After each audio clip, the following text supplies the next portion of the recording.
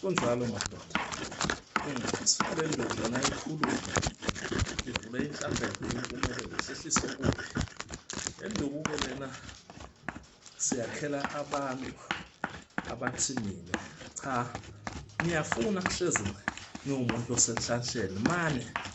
angifuni kuhlezi ngigeza njalo kancane ngiyageza kancane ngiyaphalaza kancane ngiyafutha noma ngiyagcoba. Ngifuna le nto ibe semzimbeni wami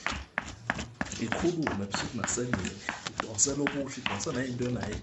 bengiyifunayo lapho ngisebenza khona lapho ngiphandela khona into yami ibe nesici phakathi yakho-ke le nduku lena. Le nduku lena-ke mawusuyijikijelile emzimbeni akusadingakali ukuthi ube umuntu kancane uyaphalaza kancane uyafutha kancane uyagcoba ngokungena nje emzimbeni kwalezi nhlanga lezi inhlanhla yakho akasekho umuntu oyiphazamisa lapho usebenzela khona lapho wenza khona lento lena oyenzayo uyobusa bekho umuntu oyiphazamisa bekho umuntu omendleleni yakho umu-DJ mawungena stage udlala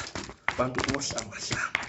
uyi-artist umculi ingcebo uyathandaza uyakhonza wenza konke lokuthi uyakwenza lapho ufika khona lokaqathayo sekufike nomunye umuntu lena uyijikijela emzimbeni kuphela uyigcabe lena thwele inhlanga zakho ezokusebenzela lezo sikhathi lezo ezobe zisebenza awusabe lana uthi hayi ufuna ukuyogeza ufuna ukwenza into lokho hayi so sekuphelile manje sojikijelile emzimbeni iyenzeke lo msebenzi lo wona odinga wephakama bonke abantu bakwazi